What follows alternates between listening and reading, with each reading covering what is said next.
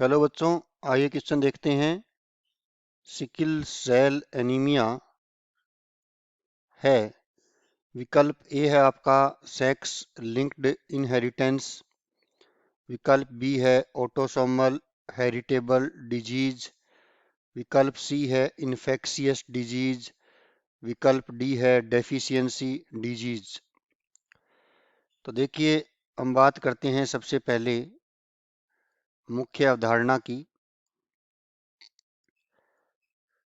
तो मुख्य अवधारणा के अंदर जो सिकिल सेल एनीमिया है, तो सिकिल सेल एनीमिया जो रोग होता है, इसकी जो जीन होती है वह कायिक गुणसूत्र पर होती है। और कायिक गुणसूत्र जो है उसी को ही ऑटोसोम कहा जाता है, जैसा कि ऑप्शन बी में आपको दिया है।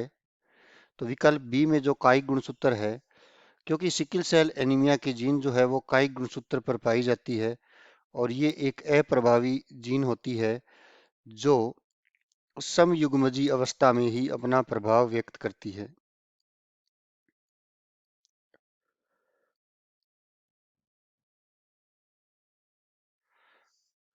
अब आप देख सकते हैं कि सिकिल सेल एनीमिया की जीन क्या क्या कार्य करती है। तो यह जो लाल रक्त कणिका होती है, उस लाल रक्त कणिका की आकृति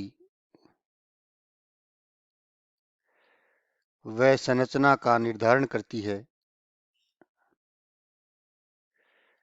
तो हम कह सकते हैं कि इस प्रश्न का जो सही उत्तर है वो विकल्प बी हो जाएगा। और अगर हम अन्य विकल्पों की बात करें, जैसे विकल्प ए आपको दे रखा है, तो विकल्प ए में आपको दे रखा है सेक्स लिंक्ड इनहेरिटेंस। तो इसका मतलब है बच्चों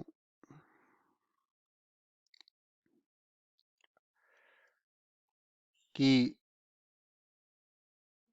अगर किसी लक्षण की जीन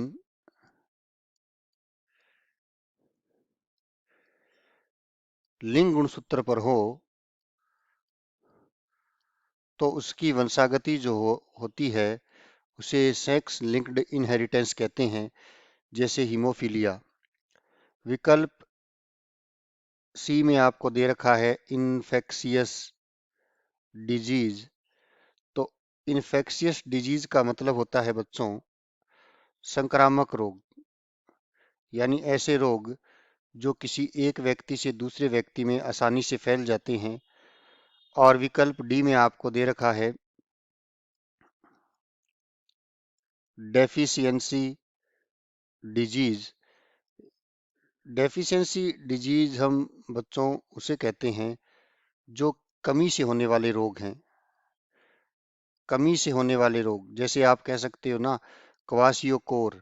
जैसे क्वाशियोकोर है तो वो प्रोटीन की कमी से होता है, तो ये एक डेफिशिएंसी डिजीज हो जाती है या एक कमी से होने वाला रोग हो जाता है।